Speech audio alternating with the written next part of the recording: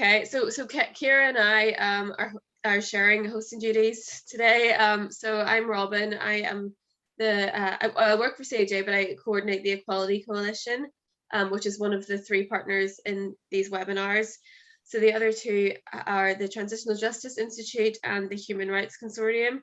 So Kira, who's with us as well, as I said, my co-chair, she is from TGI, and yeah, she'll be helping out with everything today and introducing some of the segments. So actually, Kira, do you mind admitting people just while I'm getting things started? Sorry, I'm getting distracted by people entering the waiting room in the background there. I'm just going to close this for myself.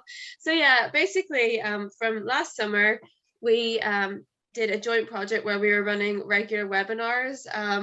Generally, it was 1 or 2 a month. I think when we first started, we kind of envisioned it as a fairly small scale thing where we would just highlight some of the rights issues that have been brought into sharper focus by the pandemic. But the webinars proved popular, and I think really there were so many different ways in which the pandemic was impacting our lives and changing things, and generally not for the better, that we decided to just keep running with these. We've kind of, since it's been 2021, we've kind of tailed off a bit, and just again, I suppose as we're starting to hopefully this time for real, maybe exit the lockdown and move on to a sort of hopefully post-pandemic sort of phase. So we decided, I think anyway, because we covered so much by that point, that it was time to start winding these down. But we had said from the start that we wanted to have the recordings made into either podcasts or an online video. So then we went with a video idea. So really this event today is to launch those videos, but it's also to hear back from some of the speakers we had at those previous webinars, just to hear updates really about how those issues have progressed since then. So we're going to hear people talk about racism and Black Lives Matter, about caring, and about food banks. And unfortunately, I think in almost every case there, since we had the original webinar, things haven't really improved, and new issues have arisen. So there's going to be a lot to unpack there. And as I said earlier, we will have a Q&A session at the end. So if you have anything you want to ask, just feel free to pop that into the chat box at any time. I think though, before we get started into the presentations, I'm just going to show you guys a trailer just for the webinars, and then I'll share the link to where you can find those online. I have never actually tried to share a video before, ever, on Zoom, so I'm really hoping that this works smoothly and you guys get the sound. It's only a minute long, so it should be okay. So yeah, I'm just going to try and play that for you all now.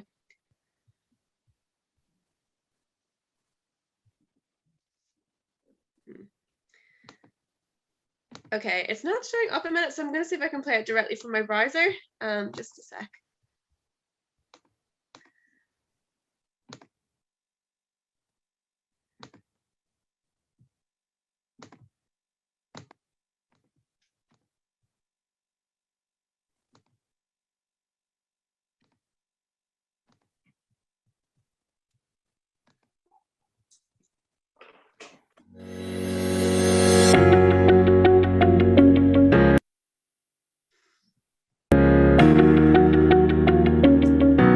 A divided society is a really unhappy one and a really broken one, and that is what food banks and charity and all of those things and poverty does to a society. It divides, and it leads to unhappiness for everybody. And in May, we were looking at 53% of all COVID deaths being in care homes. So potentially the impact on people with dementia and their carers is hugely disproportionate, as you can see. So yeah, just to begin, and to be quite blunt, as most people in this meeting today know, the immigration regime in the UK is characterised by racism, inequality and human rights abuses. Education as a catalyst for transformation and positive impact on individuals and society.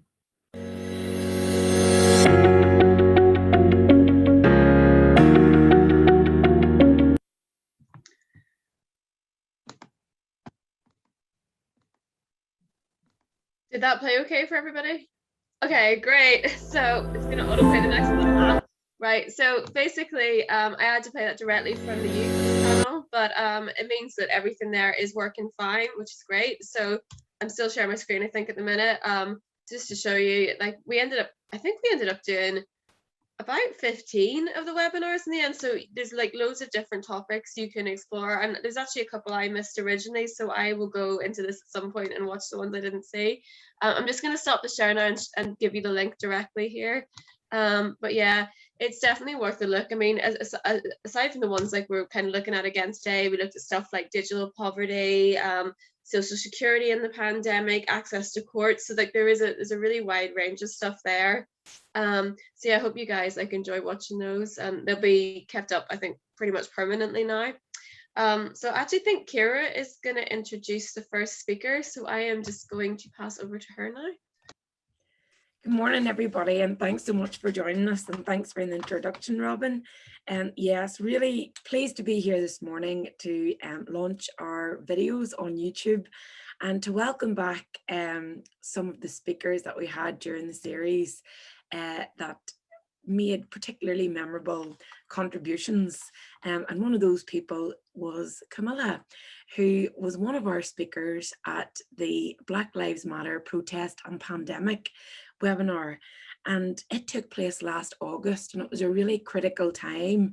You know, the protests had taken place, Black Lives Matter's protests had taken place in both Belfast and Derry, Londonderry, and of course, you know, the PSNI response to that was controversial and remains controversial in the context of everything that has happened after that.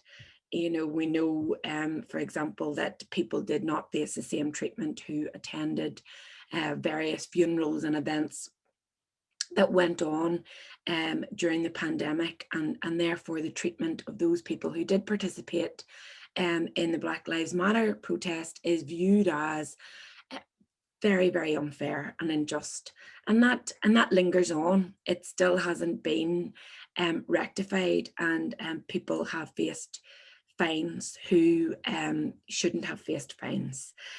Also, we know that the pandemic in general has had a disproportionate impact on the Black and Asian community, and in terms of the kind of the death toll, as well as the infection rates, because we find that people are living in crowded accommodation and they're risking their lives on a daily basis at the front lines in dangerous occupations, and that they have much more exposure to the virus.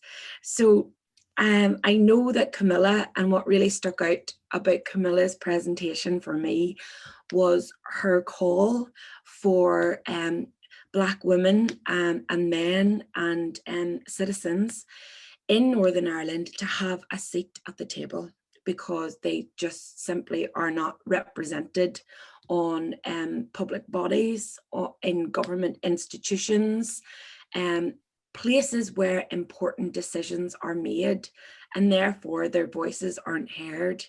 And I have to say that since August, Camilla personally has been working really, really hard to draw attention to all of the issues.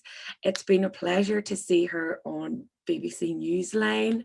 And even last week on the Blame Game, I caught you there, Camilla. So, you know, it's been so fantastic to see, and it's great to have you back here today, and really keen to hear your perspective on where we are now, you know, pushing almost a year later, and what you think, Camilla, the future holds in terms of rights for the Black community. Thank you very much, Kira, for this wonderful introduction. I don't know if I can live up to that, but thank you so much. Thank you for having me again. I wish I had better news. I wish that what I have to say today would have been very different to what I said the last time, but it's really not. It's not something that we knew that we were going to change in such a short amount of time. So I have prepared something there because I didn't want to miss out on anything, since I have the platform to speak. So the coronavirus pandemic swept across the globe, leaving significant trauma, loss, and hardship in its wake. In response, we all adopted a national narrative of we're all in this together. And COVID-19 has been dubbed by some as the great equalizer because it is possible for almost anyone to contract and be affected by the virus. However, a wealth of emerging evidence suggests a state of affairs that is quite the opposite of these narratives. COVID-19 has had a disproportionate negative impact on Black and ethnic minority communities across the UK. Asian communities have experienced a marked increase in discrimination as a direct result of the outbreak originating in China. Black and ethnic minority communities have a higher COVID-19 mortality rate. These collective experiences are examples of racial trauma or perceived discrimination that damage physical and mental health through chronic and repeated exposure to stress. 2020 will forever be known as the year George Floyd died at the knee of a white police officer in America, and a year that will be remembered in history for two deadly viruses, the COVID-19 pandemic and racism. Yet in the midst of this terrible pandemic, we have all witnessed profound community empathy and selflessness in this country and around the world. In the fight against COVID-19, we shield and protect those most at risk and rally to keep them safe. Could this approach work to fight racism? The support for the Black Lives Matter movement this summer was overwhelming, with thousands of people calling for an end to racism. Black History Month felt momentous, and especially hopeful given the events of last summer. Yet, as the days grow shorter, those of us who saw a glimmer of hope in these protests are once again delusioned. Many of the optimistic anti-racist pledges of individuals, statutory body, and organization we heard last summer have faded into a familiar noise, silence. And the voices calling for racial justice have been drowned out by a powerful backlash, fueled by the media and politicians happy to manufacture a culture war to deflect from other issues.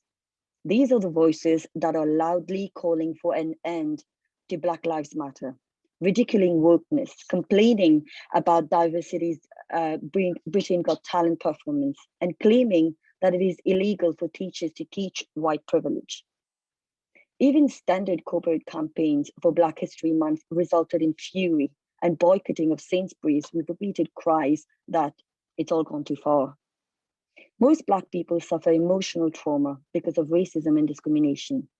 The thing about trauma is that people tend to just associate it with a violent, sudden event. But the reality is trauma is an event that's perceived by the individual as shocking.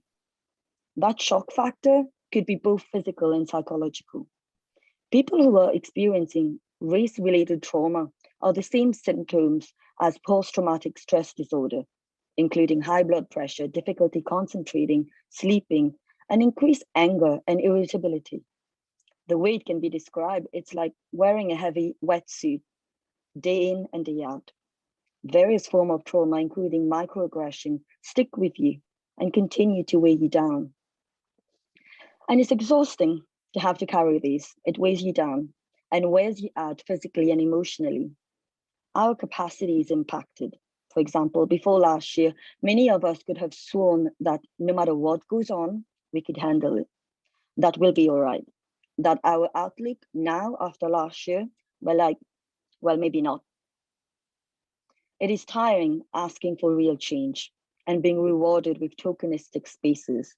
Tiring to sit with fellow Black people and other people of color, devising solutions, but having no real power to effect change. Tiring that experiences of racism are dismissed by those who always come back with an explanation, disbelief, denial, or even in the worst case scenario, defense for racism. Even being listened to, believed, and understood is a privilege that many simply don't have. Similar sentiments were echoed by many Black people in the wake of George Floyd's death. Indeed, Black people have been speaking and demonstrating for hundreds of years and still getting angrier, more frustrated, and losing hope. Much of the Black Lives Matter discourse this summer revolved on whose job it is to do anti-racism work. Many of us are exhausted from doing this work our whole lives. There are people who entered these conversations too early and were scared off by saying the wrong thing. There was much talk of performative allyship and feeling that some people could not lead these discussions without being paternalistic. Many felt there was no point trying to rid people of internalized racism, and that our energy should be spent on systemic change. These are all valid points, and these discussions continue. Many of us speak about the changing landscape in Northern Ireland. However, Black and ethnic minority communities have been on this island for centuries and have been in Northern Ireland since its formation. We need to approach the current state of multi-ethnic Northern Ireland against this background. It is both possible and vitally necessary to create a society in which all citizens and communities feel valued, enjoy real opportunities to develop their respective talents, lead fulfilling lives, accept the fair share of collective responsibility, and help create a collective life in which the spirit of civic goodwill, shared identity, and common sense of belonging goes hand in hand with love of diversity. We need to sketch a vision of a relaxed and self-confident multicultural Northern Ireland with which all people can identify. We need to analyze the obstacles standing in its way and propose policies to overcome them. These obstacles include racial discrimination, racial disadvantage, and a racially orientated moral and political culture, an inadequate philosophy of government, a lack of carefully thought out and properly integrated administrative structure at various levels of government. We need policies to address each of these, not only appropriate legislative, administrative, and other measures, but also a radical shift in the manner in which Northern Ireland identifies itself and the relations between different groups of citizens are generally defined. The very language used to describe and define race relation in Northern Ireland is a source of considerable conceptual and political muddle. Such terms as minority and majority signify fixed blocks and obscure the fluidity of real life. The term ethnic group traps the group concerned into its ethnicity and suppresses both its multiple identity and its freedom of self-determination. The word integration is even more misleading, as it implies a one-way process in which minorities are to be absorbed into the non-existent homogeneous cultural structure of the majority. If we as a community truly believe that we can learn and are entitled to the very best opportunities to reach out to our full potential, racism must be considered a barrier to reaching these goals for Black and ethnic minority communities. Therefore, we need allies. We need them to be courageous, stand up, examine yourself, your attitudes, the power and responsibility you have and the decisions you make. Use your lived experience of privilege and your voice to challenge each other. It is so much easier for you than it is for us. Those already doing the work have come to the realization that it is no longer enough not to be racist. The next step is to be anti-racist, and this means action. This call is an opportunity or a first step to start taking anti-racist action. It is very important to acknowledge that we have all had thoughts, ignored or acted in ways that could be described as racist. But our thoughts or previous behavior should not limit who we are or the capacity we all have to change for the better. Black people and people of color have experienced secondary trauma all through 2020 to 2021. Epidemics are a part of the cycle of life on this planet. The choice is how we respond, with greed and hatred and fear and ignorance, or with generosity, clarity, steadiness, and love. Epidemics are cyclical, and COVID-19 will not be the last crisis faced by our nation. This pandemic presents us with an opportunity to respond differently towards racial trauma by focusing on healing, what damage has already been done, and also changing and enhancing our work in ways that will build our shared communities. Resilience for the future. To change everything, it's going to take everyone. To rapidly reshape society, we need every solution and every solver, every mind, every bit of heart, every set of hands. Thank you. That was just really excellent. Thank you, Camilla. Just want to reiterate, if you have any questions you'd like to ask Camilla, just to pop them into the chat box at any point. Because we're trying to keep this quite tight to time, I will move on now.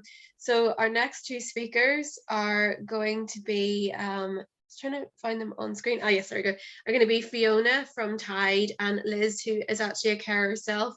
So both Fiona and Liz previously spoke at the webinar Caring During the Pandemic, which I think was held quite a long time ago, definitely last year. But basically, with that webinar, we wanted to look at the situation in care homes. So we had a speaker from Unison as well, if I'm recalling that correctly, but we also wanted to look at people who were caring for relatives in their own homes, or who were trying to care for relatives, you know, who were based in care homes, like the issues that were with visiting them and all that kind of thing. It was a really emotional webinar, and it's probably the one I personally still think of the most, but you know, just because of the emotion involved. And again, unfortunately, I do think this is another one of the issues we looked at where really there hasn't been that much progress since the first webinar. So I just wanted to bring Fiona and Liz back today just to give it an update on what's been going on. Yeah, so I'm just gonna, I think I will just pass straight to Fiona now, Fiona, if that's okay with you, and just let you take over then. Thank you very much. Thank you, and thank you for the opportunity to speak today. And Camilla, you're a hard act to follow. Thank you for sharing your experience. I work for Tide. It's a network of present and former carers of people with dementia across our 4 nations. We've been in existence in Northern Ireland for about 18 months, and we have 100 members, carer members at the moment. So we're small, but we are fierce. We've been involved in really connecting carers, in helping carers to feel more informed about dementia and their caring role, and as many organisations are, in influencing for change. As Robin said, there hasn't been a massive amount of change since September. So members of Tide are interested in connecting with each other in their own well-being, and like I said, in becoming more informed. With this lived experience, their knowledge and commitment, they also want to influence decision makers in recognising carers' rights. So there's a couple of things I just wanted to talk about that we're working on at the moment. So the connection is, we're all Zoom-tastic at the moment. Everything is online. We have weekly carers chats, monthly sessions for those with different caring responsibilities, regular webinars around self-care. We have one called You Can't Pour from an Empty Cup. We have one called Getting Your Point Across, which is hints and tips about being heard as a carer. And we have sessions that give people the opportunity to explore the experience of living grief and bereavement that some carers of people with dementia will experience.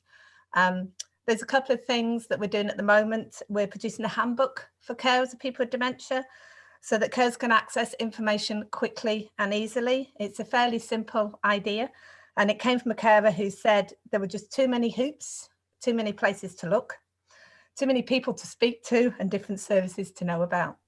Her mind was crowded with phone calls, appointments, and the chasing and the remembering. So that handbook is really in response to that experience. It's been written and edited with carers, and it'll be available for mid-May. So it's trying to give a practical response to what carers are talking about. And the other part of the work that we're doing is around influencing and talking about trauma. It was interesting to hear Camilla talk about that kind of shock and trauma that people experience, and carers have experienced some of that. One of our carers has talked about her life actually being in lockdown indefinitely, and that's her experience before everybody experienced lockdown, and will continue to be her experience when we all hopefully come out of it. So caring for someone with dementia can be a lonely and isolating experience, as I've said. Carers described a crowded mind with responsibility, daily lives filled with caring routines, but the prospect of an isolated future. Being lonely as your social life and independence can disappear, and a sense of loneliness as the person that you care for either is no longer in your home and together, or they are still in your home, but they're no longer the person that you know. So the term crowded isolation and loneliness was a description of these experiences, and it came from conversations with carers in Northern Ireland. A small group of incredible Northern Ireland carers who came up with this concept have devised an online survey and interviewed other carers. We've had 103 online surveys completed and 29 interviews done from last night, actually, across all 4 nations. So this work is on carers' experiences before, during and after the COVID crisis, and it will be presented in June. So that's the kind of work we've been doing, much more broadly around the experience of carers of people with dementia, not just around those caring for someone in residential care. But enough from me. I'm going to introduce the most important person for you to listen to. So Liz Stitt has been a member of Tide for over a year. She regularly attends the weekly carers chat, participates in other events with Tide, and spoke for the first time publicly about her caring experience in September at this session. At the time, she wasn't able to see her husband, Frankie, and to care for him. She's a thoughtful, brave, honest and talented woman that I've learned a lot from. And I've no doubt you'll learn a wee bit today from listening to her. So let me introduce Liz to speak. Hey, Fiona. I have to read this because I'm not just so very good at all of this. It was back in September, I spoke about what was happening to Frankie during the pandemic and that he was placed in a nursing home in Ballycastle, and the fact that I lived in Glengormley and how difficult things were. Since then, it has been a long and challenging journey. After a complete lockdown from the end of August, the home allowed visits from the start of December, and they had converted a room in the home. It had a perspex screen that let my son and me see Frankie for 30 minutes one day a week. 30 minutes one day a week. On the positive side, it was so good to see him, and we could see he was being well looked after. This room was ideal for residents that could communicate to their families, but with Frankie's dementia, that wasn't the easiest way to engage with him. For although he knew us, there were days he didn't respond at all, and that made the journey home very emotional. Thankfully, since mid-March, and now after a rapid COVID test with each visit, one family member at a time is allowed into the home to sit with Frankie in his room. This is so much better. We are allowed 2 one-hour visits a week, so my son sees his dad every 4th visit. We go at lunchtime, for Frankie is now assisted feeding, and we're able to give him his lunch. The difference is unbelievable. I feel I'm now involved in his care, and this has been the thing that I have really struggled with since last May, and when Frankie was taken in the Antrim Hospital. And I had no involvement or control in his care. It is so good to sit with him. I hold his hands, I chat away, tell him about our granddaughters, and talk about the things we've done together. And sometimes I get a glimpse of the person he was. Even things we've done, even engaging with the staff that look after Frankie helps me, for they know the needs of all the residents in the dementia unit, and I admire their commitment. I've always been quite a positive person, for I'm from the generation when no one talked about mental health issues, and your mother told you to just get on with it. But I really have struggled with this lockdown. Everything has had an impact. I couldn't understand what was happening to me. Apart from my son, who lives nearby, I wouldn't have seen family or friends, and found myself not wanting to even see or talk to anyone. My days and nights were very long, and the awful feeling of fear and dread would not go away. Some days all I would do was cry. I would think about how I'd let Frankie down and go over the past year and wonder how could I have done things any different for him. But strangers were making those decisions, and I didn't have any input. I recently received a letter from the Trust to inform me that the deprivation of liberty for Frankie had been reviewed and extended. The realisation of this has really, really upset me. I do understand the need for this, but when you read those words and it's about the person you love, it's heartbreaking. You can't help but think what dementia has done to my husband. With support and encouragement from my boys and getting to see Frankie, I hope I've turned a corner. I try to go out and walk every day, and it helps, as does the longer evenings. I feel the changes and all the changes and the rapid decline with Frankie have been impacted by the lockdown and the restrictions, and the fact the ones who loved him the most weren't allowed to be there for him. But to finish off, all I can hear in my mother's voice is telling me, just get on with it. Thank you. Thank you so much, Liz. Thank you. That was just really powerful. Like the last time, I've managed to hold it together this time, just about. But honestly, your honesty is so searing, and I just think it's so important to hear the lived experiences of those people who are carers and who have suffered immensely during the pandemic. And while, you know, the fortitude that you have to just get on with it is admirable in a way, in another way, it's just so disappointing that that's the position that you found yourself in, because of the response, you know, to people with dementia and others that have been deprived of their liberty during the pandemic. So wishing you all the best for the future, and hopefully you really have turned a corner, and Frankie too. And it's so good to know that you're able to at least see him. It was such a long time when you couldn't, a long winter, but it's good to see the summer. Thank you so much again. And I am now going to introduce our last speaker, Louise Ferguson from the Larder Food Bank. Louise, you know, her presentation just really hit me right in the heart. And for anybody that knows me, my background is in social justice and social security research. And like Louise, I am very interested in the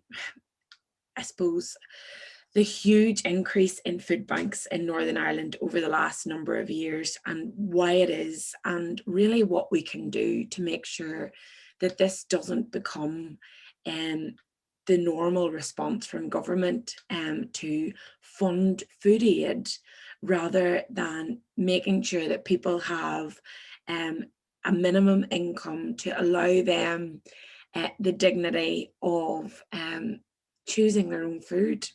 And what really stuck with me from Louise's presentation at the time was, you know, her exploration of that basic dignity of choice, of being able to walk into a shop of your own choosing, to socialize with the shopkeeper or the staff, to choose food that suits your diet, that suits your lifestyle, and that you want, rather than receiving, and as has been the case during the pandemic because of the restrictions, a food parcel that, you know, has not been by choice. And you know, I really think that we have stripped so much dignity away from those people who are on a low income, and there's much need for change. And at that, I'm going to pass over to Louise, and I'm keen to hear how Louise thinks what has changed, if anything has changed, and indeed what the future holds in terms of the provision of support for people on a low income in Northern Ireland. Thank you, Ciara, and thank you for having me back. It's lovely to be here. And thank you to the previous speakers as well. I found all of that really challenging. This stuff is hard, isn't it? But it's worth talking about, I think. So thank you. Yeah, so I run the Larder Food Bank in East Belfast, and we've been open since 2013. You might know that, I suppose, all the big benefit changes started to come into place in around 2010, and there was this move, and you know, people suddenly, instead of this social security system that was like a, you know, a place to catch you if things went wrong and to protect you. And it was like a security blanket. It suddenly became a punitive thing that was about trying to modify behavior and to push people back into work and make sure that under no circumstances could it be said that we were supporting people who were just lazy and you know, not willing to work. And so there was this narrative that went out describing people in very negative terms, people who used, who were receiving stuff from our social security system. And it became this very negative story that was being told about them and who they were, and a stereotype that was being created. So when we opened the food bank, we did it out of the best of intentions. We did it because we saw people who needed, some people who needed to eat. And initially it was set up as an emergency food bank. You got 4 visits to help you through an emergency situation in your life. But over the past number of years, that we have noticed more and more that actually, instead of it just being for emergencies, people have very meager budgets that need to be stretched further and further and further. And so food banks are stepping in to kind of, you know, help with those, you know, stretching your budget. And COVID then, when it happened, as you can imagine, it just, I think we were caught up, as everybody was, with this chaos. And at the very beginning, you know, before lockdown, and we were running out of toilet rolls, and there was a sense of panic amongst the community. And we saw that even in around the food banks as well. And over that first lockdown, because of the way we had to change things, we were delivering food parcels to about 150 people every week. Now, since then, things have steadied off. But the figures that we have, so from January to March of last year, we had just over 500 visits to the food bank. January to March of this year, we've had over 1,000. So that will give you some idea of the increase in need that there is out there. We run on a referral basis. So these people have already been to agencies in East Belfast, and they've referred them on to us to help. So there's a huge surge, and most importantly, this is the thing, there's a huge surge in ongoing referrals.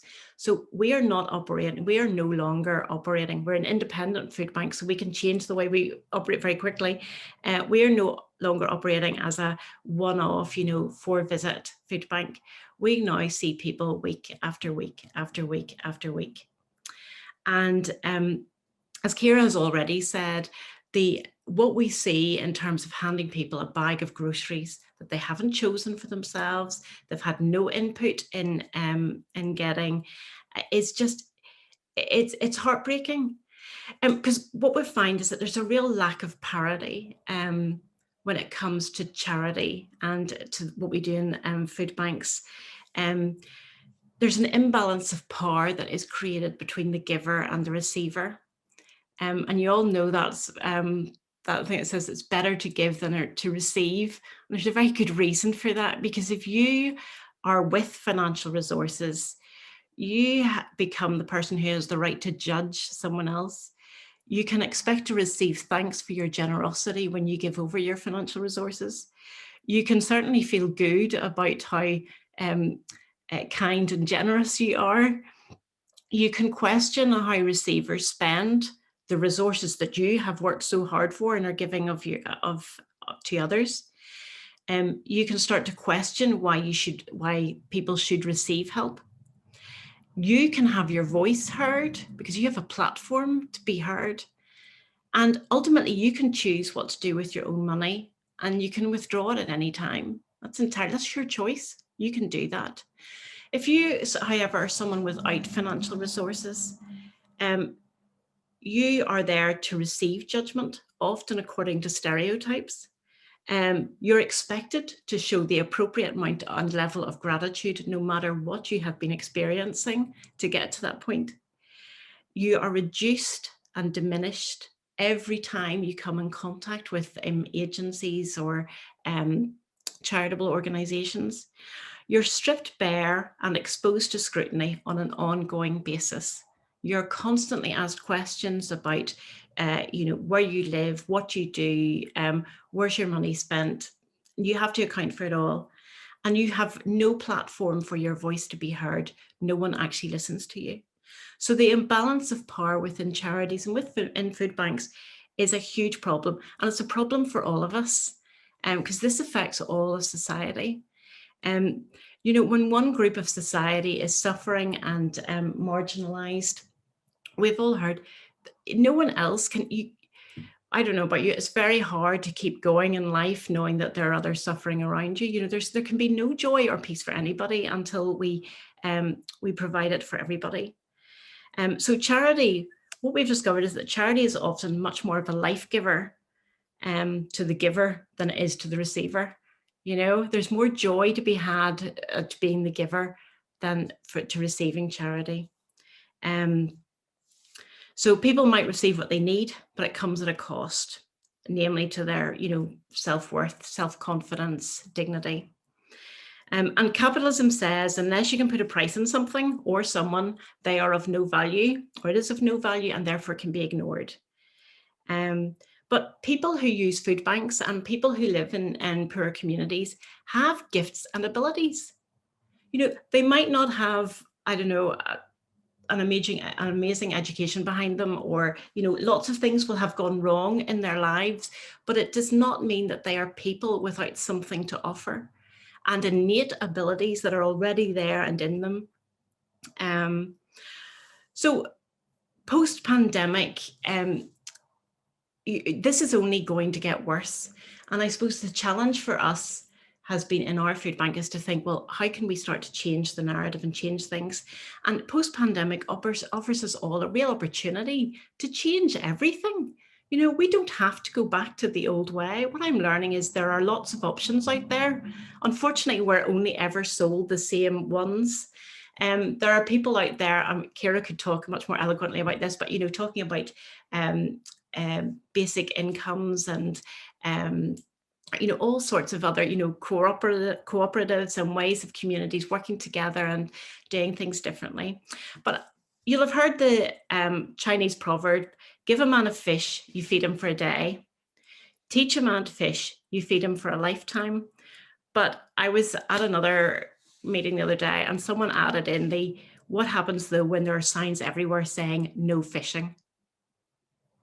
So there are three things that I think we need to do going forward as a food bank and thinking about charities. And the first is we need to give need to give people their fish. So we need to meet the need. We can't let people go hungry. That need needs to be met. But it shouldn't stop there. And too often that is where we have allowed it to stop. Although there's a lot of thinking and more eloquent people than me are already discussing this, so that's great. But secondly, we need to then teach a man to fish. So we need to support the communities and people to use their gifts and abilities that they have to creatively find solutions for themselves within local communities and amongst themselves. And then when it comes to the no fishing signs, we need to be challenging the system and removing those signs. That's what we need. So it's a three-pronged approach. We can't just sit on one of them. We need to be bringing equality and equity back to our communities. So I think at a personal level, what is it that we can each individually do? And I would suggest that one of the things is we need to recognize the power imbalance that exists and ask ourselves, how we can shift that power dynamic. It's not to say, don't give to charities, but what I would suggest that you do, that we consider how to use your voice to encourage the politicians you vote for and the people on your doorstep to change the way they address these issues and become more educated in them. But on a really micro level, and this is so simple to do and it really challenges us, and maybe you already do it, but when you do give to charity anonymously. My other hat is I'm a faith leader, and in the Bible it says, don't let the right hand know what your left hand's doing. And the reason for that is when you give anonymously, there's no thanks required for you. You're out of the equation. This is no longer about you. And that's what so often happens in these situations. This becomes about the person who needs needs the help. And I think it's a really simple thing, but actually to give anonymously suddenly shifts that power dynamic back a wee bit. So I would encourage you, it can be overwhelming, but if there's one little thing, that would be the first step I would take in terms of dealing with charity and dealing with food banks as we move forward out of this pandemic. Okay, thank you so much.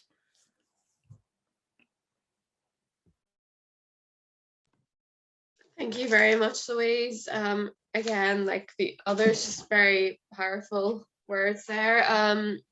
We actually do have a good 10 minutes left here. So if anybody has any questions, like please feel free to raise them now. I've been half monitoring the chat box, and I think so far most of what we have is just like very strong praise for the speakers. So yeah, just a big thanks to all of you. I don't know, Ciara, if there's anything you want to ask or raise, or I just wanted to quickly say thank you so much to Louise. And she kept saying that she wasn't very eloquent, but to be honest, she's one of the most eloquent people that I've heard speak about food banks and, you know, the importance of giving people who live on a low income the dignity of agency and choice. And yeah, so thank you so much, Louise. And yeah, I do really find that I think that your suggestion is a good one about, at a very micro level, giving to charity anonymously.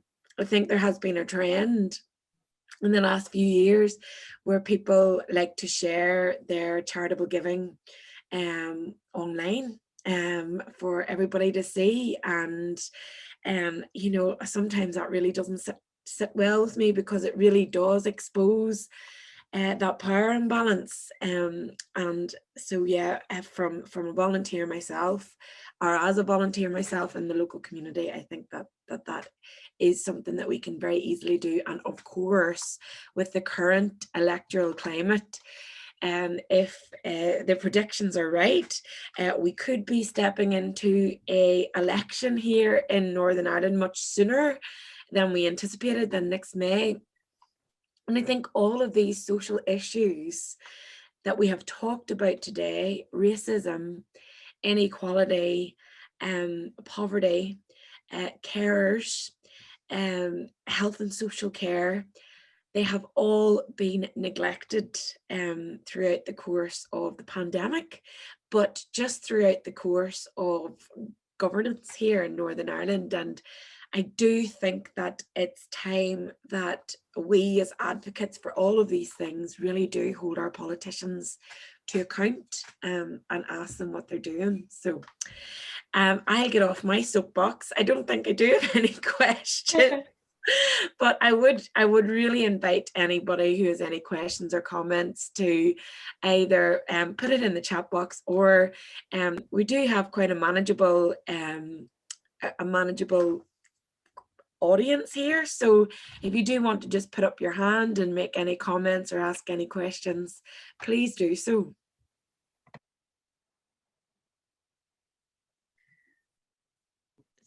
Following on from what you said there, Ciara, about your politicians, I mean, as much as I was perhaps disappointed by the uproar over a Super League for football, it just goes to show you that when people, you know, ordinary people get behind something and make a huge fuss, things do change.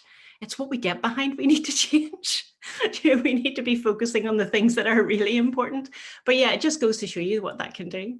Yeah, I think that's a really good point, because I mean, it goes back to what Camilla said earlier, which a few people in the chat box drew attention to, like that to change everything, it's going to take everyone, like a unified voice. And it is really frustrating, because there are obviously people on all of these issues who are being vocal and saying that change is needed, but maybe for what, like, the momentum just hasn't reached enough yet. And unfortunately, with the Black Lives Matter thing, there is the issue of obviously racism, which will make some people resistant to that type of change. So really it is about getting as many people on board as possible. And yeah, you're exactly right. If people can band together and get that Super League plan basically abandoned within a week, then yeah, we can achieve this if we can just get enough people on board. So yeah, no, just wanted to say personally, I thought that was a really good point.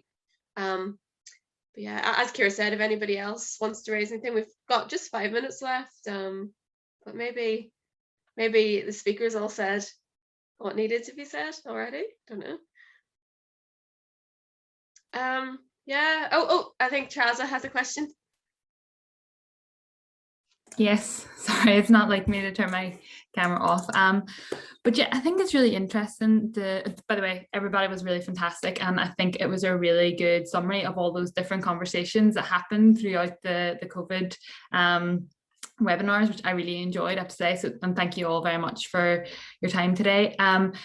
I suppose it was just about that very bit at the very end on charitable giving and people kind of talking about it publicly. And it's something that I thought a bit about. And one of the things I had read a while ago was that we kind of have this perception that you shouldn't talk about like charitable giving, and maybe that's something that you do that's not for public consumption. And I do really understand that, and that's kind of my natural instinct. But then I read some research that kind of talked about how when we publicly say, I gave money to this, it actually encourages other people to do the same. It normalizes it. It says, this is what we should be doing. So, you know, that's why whenever you kind of see loads of people donating to a certain cause, or maybe like even during, I know the Black Lives Matter, whenever that initial rush was happening, people were talking about donating to bail relief campaigns and all those different things, you're more likely maybe to go ahead and go, actually, do you know what, that's really worthwhile. Other people have almost validated it for you. And so therefore you should be involved too. It kind of maybe creates a social pressure. So I think it is really interesting because there can be that performance of giving and like, oh, I'm such a good person, but maybe we also need to do it to encourage it to be a thing that we do as society. We actually want to share our wealth. We want to make sure that we redistribute it in other ways as well, as the government having to really take that on too. So yeah, but thank you all. It was really, really great.